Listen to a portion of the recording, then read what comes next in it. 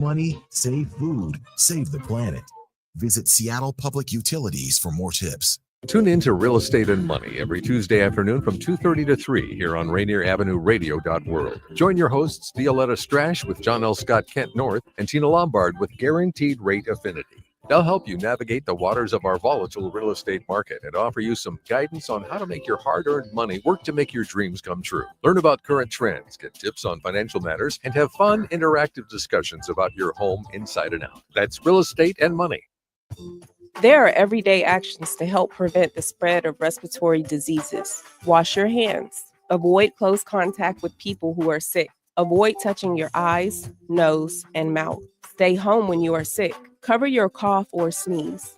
Clean and disinfect frequently touched objects. For more information, visit kingcounty.gov. Mga kaibigan, ito po si Kuya Bert Kawili. And this is Miles Salvador from Australia. And I'm Norb Kawili, also known as Norbcam. Kung gusto niyo po ang latest news and events from the Philippines at yung local Filipino community, Radio po. We play Filipino music and interview guests from all around the world. And I'll keep you updated on the latest Seahawks and sports news. Kaya always tune in. Radio every Tuesday, 1 to 2:30 p.m. Pacific Time on Rainier Avenue Radio.world. And in YouTube and Facebook. Salamat po. Yo, this is DJ Funk Daddy, holding it down for the town, Rainier Avenue Radio. I grew up listening to DJ Nasty Ness's show Fresh Tracks, where he would always debut the hottest new music. Right now, Ness needs our support as he's going through medical issues with his kidneys and his heart. Please help Nasty Ness by going to his GoFundMe, which you can find by going to GoFundMe.com and searching Nasty Ness. Thanks to everyone that has helped and contributed. It's really appreciated. You know you can't get enough of Rainier Avenue Radio.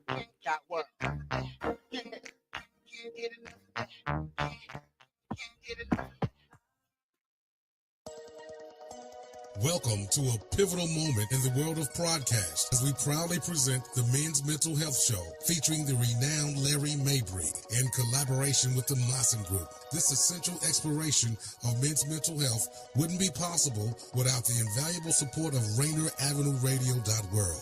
Now, let's dive into this crucial conversation with Larry Mabry and the Maassen Group. Your mental well-being matters. Here's Larry Mabry. Hey, what's going on? What's going on, guys? Welcome to this January 20th, 2025. Good to see you guys. Good to check. Blah. Good to tap in on this beautiful Monday. Just was curious to see. Wanted to apologize. I got a little bit of a cold, so just going to keep it moving. So today is MLK Day. For those people that do not know, Dr. Martin Luther King had a speech many years ago, and basically he discussed basically the freedoms that we want to pretty much have in our world. And so today I wanted to kind of chime in and see, what are some dreams that we have as men? What are some things that we want to have come forward in our life? Curious to see if you guys kind of tap in and see. I was thinking about this today when I was driving over, like, what are some dreams and some things that I would have for myself? Mental health, making sure I'm healthy. A lot of times we want to have big pockets, which is great. But, if we don't have the right mental health, then how can we really enjoy those pockets, right? So I would say a healthy mental health, I think, is really important for me. What are some things that you want to have in your life? You want to have balance. I would say balance is important. What are some other dreams you have in your life? Think about that.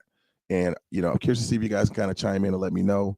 I know a week or so ago, we had some people kind of chime in from Ireland and just different places. I'm curious to see. So what are some things that you would like to have happen in your life? I want to say a week or so ago, I had a guest on and we kind of flipped some things around and talked a little bit about myself. We talked about some different wounds and that type of thing. Today, I wanted to talk about healthy relationships. What does that look like? How do we have a healthy relationship? You have to ask yourself, are you having a healthy relationship? What does it look like? Do you find that the people that you're around, is it causing you much stress? Is it causing you a lot of upheaval? Are you finding that it's hard for you to express yourself fully? That's definitely an indication that, you're not having a healthy relationship. What are some things that you can do to try to have those healthy relationships? So I want to talk a little bit about that today. I wanted to share a video with you guys today. I wanted to kind of talk about that. So we'll cue the video up here shortly, and then we'll share this with you. The personality, the less flexible that it is. So very healthy people have extraordinarily flexible personalities. So the core of mental health is flexibility. It's almost like physical health, right? A person who's physically healthy has a lot of flexibility in their muscles and joints. A mentally healthy person has a lot of flexibility in their psyche. How do we define flexibility in our psyche? I would say it's an adaptability. It is a self-awareness and awareness of others. It's the ability to engage in novel problem solving and not get stuck on a singular solution. It's the capacity to be able to self-regulate and to self-soothe. When there's disappointment, there's the capacity to cope with it. That is the core of health. I've worked with people who have survived severe trauma. The ones who really are standing in a different way, it's that flexibility, right? And you think about it. If a tree is flexible, it'll bend with the wind. Yeah, so I want you guys, I'm curious to see what you guys think about that, right? So are you flexible, right? Do you find that you're combative in a lot of your relationships? That's definitely an indication that, that's an area you need to work on. And, I don't really want to point a finger and blame anyone in this situation. Sometimes it could be just trauma that we grew up with. So how do we work on that? I want you guys to kind of chime in with me at the Maassen Group at gmail1.com. Maybe chime in and see what I could do to assist you guys. A lot of time is having those real conversations with ourselves, right? How do we really work on that? And it's like, we don't know what we don't know, right? If we're so used to being in a certain cycle and we experience it over and over again, we think that's the norm, unless we're outside that cycle. And so I wanted to kind of talk about some of the benefits of that. So if you notice, if you're having a conversation with someone and it's like you share your thoughts with that person and you're finding that it's falling on deaf ears, that's definitely an indication that that person is pretty rigid in their thinking. And, it's an indication for you to kind of step back and just kind of allow that person to be. But you have to kind of ask yourself, okay, what are some things within myself that I may be a little rigid with, right? And just being honest and, work on the flexibility. So, for example, you may notice that there's certain meals that you really enjoy eating. If you look in a week, there's certain meals you always eat. That lets you know there's an area in your life that you're not really flexible with. And so how can we become a little bit more flexible or adaptable in that area of our life? And so sometimes we got to try things different. And then when you're trying those different things, do you notice that you have a little bit of resistance? It's like when you start a new workout, right? The first time it's a little challenging because you're so used to the sedentary or certain lifestyle. And all of a sudden you say, you know what, I'm going to work out. I'm going to go for walks. And in the beginning, it's a little bit of a challenge, right? And so you have to kind of push through that. But how do you do that, right? I mean, it sounds good when you say it, but how do you actually do that, right? And so a couple recommendations. First thing I would recommend is to go easy on yourself, right? Go easy. A lot of times we put more pressure on ourselves than society puts on ourselves. And so just take a deep breath, be in that moment and just go easy, right? So what are some things you can do different? So maybe if it's cold, maybe go out for 5 minutes first, right? But if you were coming from a place where you never went out and all of a sudden you're going out for 5 minutes, that's growth, right? That's 5 more minutes that you did differently. And so maybe the next day, maybe go out for another 5 minutes, right? And then the next day, another 5 minutes. And then the next day, another 5 minutes. And you look up a week. Now you've walked for 35 minutes for the week, right? And then when you compare that to the week prior to, you didn't walk at all, but you changed certain habits, right? Because your goal is to try to change certain habits so that you can change certain behaviors. And so I'll recommend you start small, however small that means. I was recently talking to a client and they were sharing that they were struggling with their diet. And I said, okay, it's cool, no worries. And a lot of times, we have a lot of shame and a lot of things that we put on ourselves. And so we kind of roll down this vicious cycle. And it makes it challenging for us to kind of come out of that cycle. And so the first thing I said was just take a deep breath and kind of acknowledge where you're at, right? And think about, okay, this is where I'm at. Being honest with yourself. And then what step from that moment that you're at that moment right there, what positive step could you take to move in a different direction, right? And maybe if you eat, and I'll just give an example. So like, let's say maybe you eat cake, right? maybe instead of eating a whole piece, maybe cut it in half. Start there first, right? If you have to eat the cake, there's nothing wrong with that. Maybe eat half the cake or half the piece, right? And then the next time, maybe a quarter of the piece, right? And then the next time, maybe an eighth, right? Until eventually you don't really have that desire. Now, I would just also say maybe marry it with something positive, like maybe going for a walk, or maybe writing in a journal, or doing something positive to kind of balance out that behavior. And you'll find that if you do that in time, you'll find that you'll kind of change that paradigm of thought. Now, is it easy? No, it's not easy. But can it be done? Of course it can be done, right? And so if you think about it, we are a cluster of thoughts, a cluster of ideas, a cluster of belief systems that we either grew up with from our upbringing, we got from paradigms that we've experienced, traumatic experiences that we've learned how to do things and how to not do certain things. And we're clustered to these thoughts. And so as we experience these thoughts and we acknowledge them, we basically get either positive things that come from it or negative things that come from it. And so how do we change this particular paradigm? We got to do it one step at a time. And so going back to kind of what Dr. Martin Luther King said, as far as I have a dream, he basically wanted to kind of challenge a lot of the thought forms that we had in our past as far as how African-American people were treated. And so, has it really changed today? I don't know. I'm curious to see, but I would basically say to yourself, like, what are some things that you're doing differently that maybe in the past you noticed that you grew from? I would say one thing for myself that I've been really, really being proactive with is being more kind with myself. And you may say, well, how are you doing that? Well, when's the last time you actually just took yourself out? It may sound weird, right? But, when you're going for a walk or you're going to the gym or you're listening to some music or you're doing some things for yourself, that's basically self-love, right? Go to the movies, or you do certain things that you like to do, like draw, right? I would say in our society, a lot of times we feel like we need to be around people for validation or to show people that we are, especially with social media, right? We have to have posts and this type of thing. But when's the last time you basically just took some stock of yourself? And so I would implore you for 2025 to do certain things for yourself, right? We all have that weird side of us that when we share with other people, we feel a little bit ashamed or we feel a little bit judged because they don't see it the way we see it. But it's personal to us. I would say forget them. We need to make sure that we take care of ourselves. And what does that look like for you? I'm curious to see if you guys can chime in and tell me, what are some things that you do for yourself, right? You may reach out to a person like myself. You may reach out to an older brother or sister. You may have one of your friends that you connect with. What are you doing to kind of connect with somebody to grow, right? Think about that, right? And, ironically, this time of year, as the weather gets a little bit colder and you notice that it gets a little bit darker, about 4:30 here on the Pacific Northwest, a lot of the emotions, a lot of people kind of get a little bit down on themselves, right? And so, making sure you're doing some positive things to kind of get those endorphins going, get your mindset right? Make sure you're feeling good about yourself. What are some things that you're doing? It could be sports, it could be games, it could be music, right? It could be drawing, it could be any type of creation that you feel excited to do. And so I wanted to share that with you guys. What's your dream? What are some things that you like to see for yourself, for your mental health? Have you seen the benefits of it? I'm curious to see what you guys think. Reach out to me and let me know. If you're out there on Instagram or Facebook, reach out and let me know. What are some things that you're doing for your mental health? What is the dream that you have moving forward that you like to share?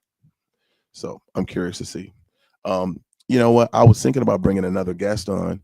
I'm curious to see, was that beneficial? Did you guys think that was beneficial? Did you like kind of having guests on and we talk about certain things that's going on in the community? I'm curious. Before, I spoke a little bit about peer counseling. I've networked with a couple different organizations, some barbers, beauticians in the area. I'm thinking about bringing a guest on next week. Actually, next week will be my birthday on the 26th. I'm kind of excited about that as well. So what are you doing, right? As we roll up the year, as we assess ourselves with a new birthday or new transition for the year, what are you doing to kind of show your dream for yourself, right? What are you doing? So I'm curious to see, what are you doing to kind of show self-love for yourself with your mental health, right? Is mental health important? Think about that, right? I would say it's very, very important. it's one of those things that I think when we're younger, we take it for granted. We just kind of go out here and we follow suit what we see people doing. And then we kind of end up running like on I would say like a little hamster wheel. And then we look around and we're like, wait a minute, is this healthy? Why am I running on this wheel? Like, what's really important to me? And I would say, because I've had people ask me, so Larry, why is mental health important? And I want to kind of sum it up in a couple of different ways. So, you know how it's kind of important for you to kind of take a shower to make sure your body's in, good working order, to make sure you're smelling nice, when you're communicating with the community and you're just kind of out. I would say taking care of your mental health is like taking a internal shower. So think about that. An internal emotional shower. Very, very important. And so as you work through your mental health and you take care of that emotional mental shower, what happens is, well, just like on your body when you're taking a shower, you wash everything out, cracks and crevices, clean everything up. You feel better, you feel more alive, feel more invigorated. Well, when you get rid of that emotional baggage and you're clearing things out and you're handling, kind of like in the video, it talked about that emotional regulation. You're realizing kind of what's your stuff and kind of what someone's projecting on you. You notice that you're like a little bit lighter as far as how you're meandering through the world. And so, I showed that clip because I feel like a lot of people don't realize how important that is.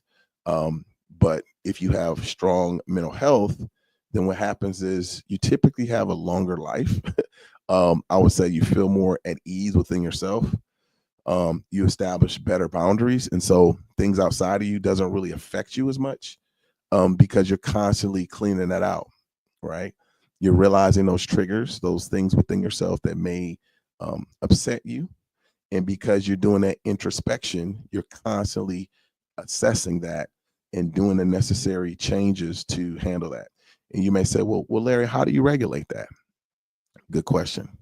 The biggest thing I would say that helps with regulating that, the key word I would say for that is accountability. Yeah, and that could be tough. And so, you have to kind of stop and ask yourself, okay, what action steps did I take to cause this particular thing? And then if somebody did certain things to me, I ask myself, okay, is there certain things that they did that allowed me or caused me to see things a certain way? And being honest with myself, right? And then granted, there are sometimes people do what they call project on you. And you may say, well, what is that? Well, sometimes people have certain experiences that they're going through. And because of their past traumas, they say that you're doing that, right? Because of their past traumas, what happens is that it blocks their point of view. And so they basically project something on you to say that you're doing it. But I would say when you're emotionally intelligent and you're in tune with your emotions, you can kind of decipher between your feelings and your emotions and that other person. And so I would also say it's important for you to spend regulated time by yourself. That's really important because if you're around a lot of people, everybody has energy. And when you're meandering with different people, it's hard to know what's your energy and what's someone else's energy. And this is tough because if you grow up, especially here in Washington where everything's expensive, you may have several roommates, several people that you kind of live with. And so it's important for you to kind of do introspection every day to kind of see, okay, this is my stuff I got to own up. And then, oh, you know what? Someone said something about me. Don't be so quick to say no, like acknowledge it, but then be honest with yourself as far as what did you contribute in that situation? Very important. And then take the responsibility to kind of look at that honestly and forgive yourself with that, right? Is it something, like I said, that happens overnight? No. It's definitely something that we can work on one-on-one. And it's what we call shadow work. It's something that we do pretty much every day if we're being mindful. And, people are like, well, what do you mean by that? Well, we have some people out here, they basically point a finger. And if you notice, if I point a finger, there's 3 pointing back at you. So I want to kind of share that. Whenever you point a finger, there's 3 pointing back at you. And so you have to kind of look at yourself 3 times as much as you look at somebody else. And so what are 3 things within yourself that you need to work on? And it's a very humbling, very intricate, but also intimate experience when you're taking accountability for yourself. And again, like I said, you have to do it gingerly or very much with compassion and be honest, right? And sometimes that's tough. I mean, in our society, you know, people crack jokes and they say things about you or about, you know, our society, our culture, and things of that nature. And so it's important for us to kind of take stock of that and just kind of look at that, you know, from a humble, loving point of view, and do what we can to assist with that. Okay. All right, real quick. So tomorrow, I want you guys to meet the candidates for Seattle City Council, District 2, at 5:30 here at Rainier Avenue Radio. High school basketball is going to be Friday at 8:30. Number 7, Seattle Prep versus number 1, Rainier Beach. That should be pretty interesting.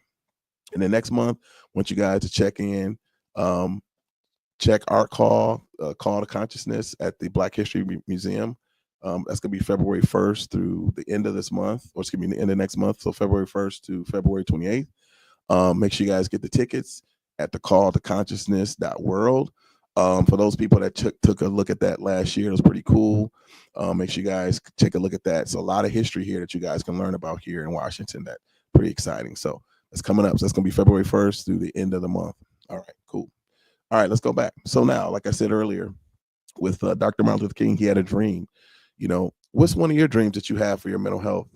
Is it to be more honest with yourself? Is it to be a little bit more authentic with yourself? You know, is it to be a little bit more vulnerable? You know, so I'm curious to see, what do you guys think?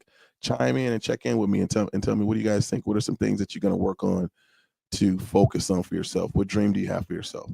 And you might say, man, I don't want to do anything in that. And that's cool. I get that. But I will just tell you this, you know, if you work on one thing for your mental health, you'll notice that your whole life will change. It's kind of like taking a shower, right? You know, your life is different when you're clean. Well, just imagine if you constantly just clean your inner side, right? Your inner workings. If you change your mindset with certain things, right? Certain mentalities, right? I'm curious to see. I'm curious to see your thoughts. So feel free to chime in and let me know, either on Instagram or Facebook, and let me know, what are you thinking? What's your dream? You know, do you think that everything's working out pretty well for you in 2025? Maybe everything's going well, right? Is there a particular experience that maybe you need a little bit more support with? That's okay. I would say when I was on my journey, I reached out to coaches like myself to help out. And you may say, well, what's the benefit of that? Well, I would say one benefit of connecting with a coach is when they hold you accountable. I would also say, for me, what a coach helped me do is they opened up the space, right? Because sometimes you may come from a traumatic experience, you know, where your voice is not really received, or you feel like people aren't really hearing you. But if you have a neutral third party, they kind of open up the space and you can practice being honest, right? And if you practice that enough times, then that'll be your new truth. And guess what? You start to change. But sometimes being in those toxic situations, people may not allow you to express yourself. You may say, what do you mean? Well, sometimes, you know, you're in a situation where the person that you are interacting with, they're so aggressive that every time you express yourself, you just don't feel like your voice is heard. And I would say, for me, you know, growing up around a lot of women, and I'm not trying to bash women here, but I would just say women are more vocal, and men are more, I would say, within ourselves. And so for me, sometimes it was a little bit of a tough thing to kind of express myself, because it took me some time to think things through, pretty logical. And I would say sometimes women would be more emotional, so they would express some things and boom, off the handle, whatever. And so I'm like, okay, cool. So I would hear it, and sometimes it would take me some time to just kind of realize like their emotions, my emotions, and kind of figure out like what I wanted to say. Or sometimes it would be a rapid fire, like, you know, it would come at me with so many different things, and I would be sitting there like, okay, right? And then as I'm hearing these things based on their emotions, I'm feeling some kind of way from their emotions, and then I'm feeling my emotions. But then because I'm receiving the rapid fire, I may not feel comfortable with expressing myself, right? Or feel like if I express myself, it's going to get shot down because it's the thought that I'm expressing isn't received because they're mad, right? Even though it may be the truth. And so the power of a coach or sitting down with a counselor is, it's a space where you could just speak freely, right? We can actually have a calm conversation, no judgment, hear you where you're coming from. We're not calling anybody or reaching out to nobody. You can just speak freely. And that's very powerful, right? Because sometimes, like I said earlier, you may be in a space where you've tried to express yourself, but the other person that you're talking to, they're not really allowing you, or traumatically they've shut down. So they're not in a space where they have enough bandwidth to even hear your voice, right? And so unfortunately that makes you feel a little bit less apt to communicate because you're not feeling like the communication lines are both going both ways.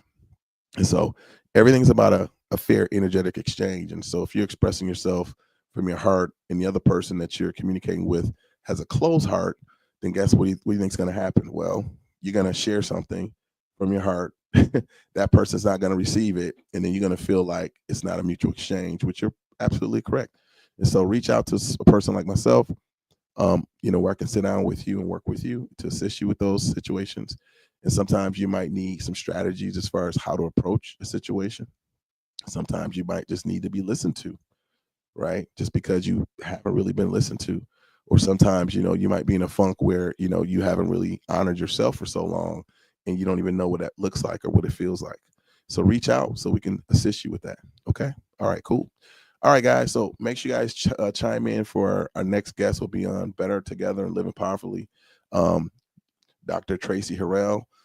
Make sure you guys chime in for her. She'll be on from 6 to 7. Again, Better Together and Living Powerfully. Maybe we'll do a show again. I think she may be out of town. Maybe she's back. I'm not sure now. But what do you guys think about the thought life too? I think we had another guest, I think, on the first and the third thought life. Curious to see what you guys thought about that. But okay, guys. So next week we'll chime in. I'm thinking about bringing a guest in. You guys let me know what you think. I'm curious to see your thoughts. Okay, cool. All right, guys. Without further ado, I'm going to say I appreciate you guys chiming in for us today here on the Men's Mental Health Show. Looking forward to connecting with you guys next Monday. Without further ado, peace.